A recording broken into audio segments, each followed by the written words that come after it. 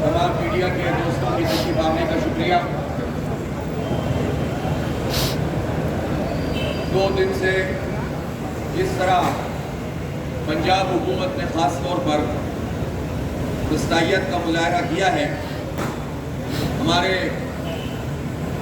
सैकड़ों कारकुनान को गिरफ्तार किया गया और इस वक्त भी तकरीबन 200 से ज़ायद कारकुनान पंजाब में गिरफ्तार हैं। लाहौर में बड़े पैमाने पर लोगों को गिरफ्तार भी किया गया है और FIR भी काटी गई है। इसी तरह उकाड़ा में और इसी तरह मुल्तान में और सूबे के बहुत सारे इलाकों में जमात इस्लामी के बाद बुजुर्गों को भी गिरफ्तार किया गया है, किसी को नज़रबंद किया गया है, जिम्मेदारान को। मैं पंजाब हुकूमत के इस फाशिस्ट रवैये की मजम्मत करता हूँ और मुतनब्बे करता हूँ कि फौरी तौर पर इन गिरफ्तार शुदगान को रिहा भी किया जाए और उनके सारे मुकदमात ख़त्म भी किए जाएं। दूसरी सूरत में हमारे पास ये ऑप्शंस मौजूद हैं कि इस धरने का रुख हम किसी तरफ भी कर सकते हैं। इसलिए ये फस्तायत और मुज़ाकरात साथ साथ नहीं चलेंगे। मुज़ाकरात के लिए हुकूमत ने ये बात कही है कि हम बात करना चाहते हैं, कुछ नाम सामने आए हैं और उन नामों के हवाले से हमने मुशावरत की है। हमारे कुछ तहफ़्फ़ुज़ात हैं। लियाकत बलोच साहब को हमने ये जिम्मेदारी दी है, लेकिन मैं कमेटी का उस वक्त अनाउंस करूंगा जब गवर्नमेंट की तरफ से जो कमेटी है वो वाज़ेह होकर सामने आएगी और हमारे तहफ़्फ़ुज़ात को उसमें पेश नज़र रखा जाएगा। ये 1 घंटे में ये काम कर ले तो हम 1 घंटे में अनाउंस कर देंगे, लेकिन इस तरह नहीं चलेगा। तीसरी बात ये है कि हम जो धरना देने के लिए आए हैं, क्यों आए हैं? इसलिए आए हैं कि हम पुरअमन सियासी जिद्दोजहद के ज़रिए आइन और कानून के मुताबिक अपना सियासी हक इस्तेमाल करते हुए पाकिस्तान के 25 करोड़ लोगों का मुकदमा लड़ रहे हैं। हम 16-17 करोड़ नौजवानों का मुकदमा लड़ रहे हैं जिन्हें इस हुक्मरान तबके ने अपने और अपने मुल्क के मुस्तक़बिल से मायूस किया है। पाकिस्तान के लिए इससे ज़्यादा तबाहकुन कोई चीज़ नहीं हो सकती कि पाकिस्तान का नौजवान पाकिस्तान के मुस्तक़बिल से मायूस हो और उसे इस मुल्क में अपने लिए कोई इम्कानात की दुनिया नज़र ना आती हो। इससे बढ़कर तबाहकुन कोई चीज़ नहीं हो सकती। लिहाजा हम अपना फ़र्ज समझते हैं कि हम इस पूरे मसले पर उम्मीद के चिराग जलाएं, नौजवानों से इंटरेक्ट करें, बजाय इसके कि वो मायूस हो, वो मनशियात के आदी बने, हर कोई मुल्क छोड़ने की कगोदों में लगा रहे और पाकिस्तान से ब्रेन ड्रेन होता रहे। हम ये चाहते हैं कि हमारे मुल्क में ये मौके होने चाहिए कि हमारे नौजवानों को तालीम भी मिले, अच्छी मेयारी तालीम मिले, रोज़गार मिले और उनके लिए एक रोशन मुस्तक़बिल हो। और ये पाकिस्तान हम समझते हैं कि इसके जो वसाइल हैं, इसके जो दरिया हैं, इसके पहाड़ हैं, इसके लहलहाते खेत हैं और यहाँ सनतों की जो इम्कानात हैं, रॉ मटेरियल है, मिनरल्स हैं, सब कुछ इस मुल्क में मौजूद हो और उसके बावजूद इस मुल्क के मुस्तक़बिल से लोग मायूस हों, तो पता ये चलता है कि ये जो अशराफिया जिसे हम कहते हैं, जिसे हम हुक्मरान तबका कह सकते हैं, एक हुकूमत वो होती है जिसकी बज़ाहिर हुकूमत होती है, लेकिन एक पूरा तबका होता है कि जो ब्यूरोक्रेसी की सूरत में, जो इस्टेब्लिशमेंट की सूरत में, सिविल और फौजी, जो जागीरदारों और वडेरों की सूरत में, जो उन सरमायादारों की सूरत में कि जो हुकूमती मराहत हासिल करके और अपने मफादात हासिल करके हम पर ये माशी पॉलिसियाँ मुसल्लत करते हैं, ये वो पूरा तबका है जो हम पर हुक्मरानी कर रहा है। और उस तबके ने पाकिस्तान के 98-99% लोगों को अपने हक से महरूम किया हुआ है। हम सनतों का फरोग चाहते हैं, हम तिजारत की बढ़ोतरी चाहते हैं, हम तालीम में आगे बढ़ना चाहते हैं। अब इसलिए निकले हैं, हमारा कोई ज़ाती मकसद नहीं है, न मेरा न मेरी टीम का نہ میری پوری جماعت کا. ہم اپنے ملک کا مستقبل روشن کرنا چاہتے ہیں اور اس کا جو پوٹینشیل ہے اس کے مطابق اس کو آگے بڑھتے دیکھنا چاہتے ہیں. ہم اس لیے آئے ہیں کہ ہم ان آئی پی پیز کو لگام دینا چاہتے ہیں.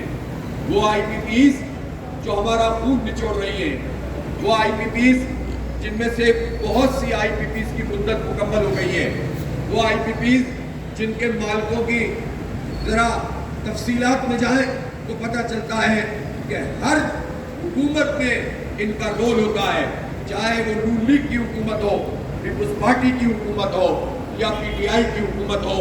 ان آئی پی پیز کے سرکردہ لوگ ہر حکومت میں شامل نظر آتے ہیں اور سینکڑوں نہیں بعض کے ہزاروں میگا واٹ کے وہ پلانٹ موجود ہیں کہ جن کو جعلی طریقے سے ہم پر مسلط کیا گیا ہے. کسی کا فیول ایسا ہے کہ وہ گنے کی پھوک پہ چل رہا ہے, لیکن ہمیں بتایا یہ گیا, لکھا یہ گیا کہ امپورٹڈ کوئلے پہ یہ چلے گا اور یہ کسی اور کا نہیں, یہ شریف فیملی کا پلانٹ ہے کہ جو گنے کی پھوک پہ چلتا ہے, بیگاس پہ چلتا ہے, لیکن اسے امپورٹڈ کوئلے پہ شو کر کے ہزاروں ارب روپے کا دھندا کر لیا گیا ہے اور ہمارے خون پسینے کی کمائی کو نچوڑا گیا ہے. اور گنے کا پھوک بھی کہاں سے آیا ہے؟ اپنی شوگر مل سے آیا ہے. اور وہ شوگر مل بھی کس طرح سے چل رہی ہے کہ 6 مہینے سال کسانوں کو پیمنٹ نہیں کرتے, 1.5-2 ارب روپے کے نادائندہ ہوتے ہیں. پہلے پیمنٹ نہیں کرو, پھر فیکٹری چلاؤ اور اس فیکٹری میں آپ چینی کے پورا مافیا بن جاؤ, اس کی پھوک کو آپ استعمال کر کے اپنا پلانٹ چلاؤ, لیکن شو یہ کرو کہ تم نے امپورٹڈ کول پہ یہ چلایا ہے. تو اس طرح آپ سوچ سکتے ہیں کہ یہ مافیا, یہ تو ایک مثال میں نے آپ کو دی ہے جو خود شریف فیملی کی مثال ہے, جو حکمران طبقہ ہے. اور ان سے ایسوسیٹڈ جتنے اس طرح کے پلانٹس ہیں کہ جنہوں نے پاکستان کے عوام پر ظلم کیا ہے, پاکستان پر ظلم کیا ہے, ہم انہیں اب نہیں چلنے دیں گے انشاءاللہ تعالی. ہم یہاں پر اس لیے آئے ہیں کہ اپنا اور اپنے پاکستان کے 25 کروڑ لوگوں کا حق لیں گے اور اس کے بغیر یہ دھرنا ختم نہیں ہوگا. اگر کسی نے یہ سمجھا ہوا ہے کہ ہم 2 دن 4 دن کے لیے یہاں پر آ کر بیٹھ جائیں گے اور اس کے بعد کوئی ایسی جال سازی نمائشی اقدامات کر لیے جائیں گے اور ہم چلے جائیں گے, میں حکومت سے واضح طور پر کہنا چاہتا ہوں کہ اس خام خیالی میں نہ رہیں. ہم آ گئے ہیں اور روز کی بنیاد پر یہاں بیٹھ کر حکمت عملی ترتیب دیں گے.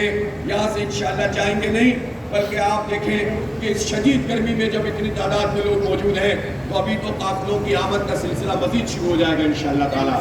اور اللہ نے چاہا تو یہ کرنا ایک انقلاب اور تاریخی انقلاب میں تبدیل ہو جائے گا.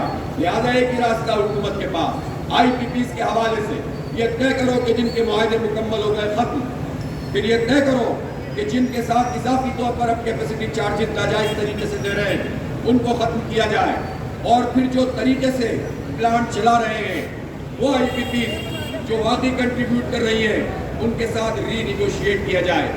جس پلانٹ کی لاگت جتنی تھی اس سے 10 گنا پروفٹ زیادہ لے چکے ہیں, اب ان کو بھی جو ٹھیک طریقے سے چلا رہے ہیں ری نیگوشیٹ کرنا چاہیے. لیکن جن کی جال سازی ہے فارنزک آڈٹ کیا جائے. فارنزک آڈٹ کا مطلب ہوتا ہے کہ ایک ایک چیز کو دیکھا جائے, معاہدہ کیا تھا, اصل میں کیا ہے, کون کون لوگ اس میں انوالو ہیں, اور جو لوگ بھی حکومت کی طاقت سے اس پورے دھندے میں انوالو ہیں ان کے لیے سخت ترین سزا ہونی چاہیے. یہ ہمارا مطالبہ ہے, اس میں ہمارا کوئی مفاد نہیں ہے, ملک کا مفاد ہے.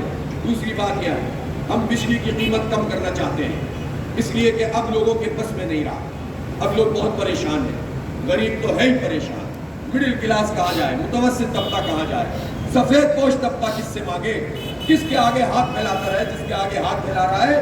اب تو وہ صنعتکار بھی کہتے ہیں کہ ہم بھی بل دینے کے قابل نہیں رہے. پاکستان کی تاریخ میں پہلی مرتبہ یہ ہو رہا ہے کہ انڈسٹری کے لوگ اپنے بلوں کو ڈیفر کروانے کی کوشش کر رہے ہیں, قسطیں بنواتے ہیں.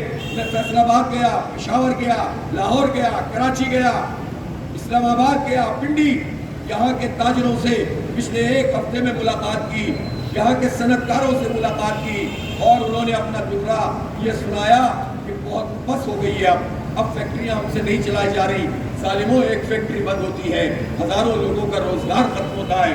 تو ملک میں کیا فساد کروانا چاہتے ہو, انتشار پیدا کرنا چاہتے ہو. لہذا हम इस मुल्क को अनारकी के लिए नहीं छोड़ सकते। इसलिए हमने फैसला किया कि हम एक पुरअमन सियासी मुजाहिमत करेंगे और लोगों की आवाज़ बनेंगे। मेरे नौजवानों को के अंदर बहुत जज्बा है और ये सारे लोग ये कहते हैं कि हमें डी चौक जाना चाहिए, लेकिन हमने फैसला क्या किया? हमने फैसला ये किया कि जब इन्होंने हमारा धरना रोका तो हमने उसको 3 बड़े धरनों में तब्दील किया। हम चाहते तो डी चौक पहुँचते और ये रोक नहीं सकते थे, लेकिन क्या होना था? ये फसाद करते, ये पुलिस को हमारे सामने करते और इसके नतीजे में ये इस धरने को भी सबूताज करते और इस इशू को भी डिफ्यूज करते और इसके नतीजे में पाकिस्तान में कोई उम्मीद की किरण पैदा नहीं होती।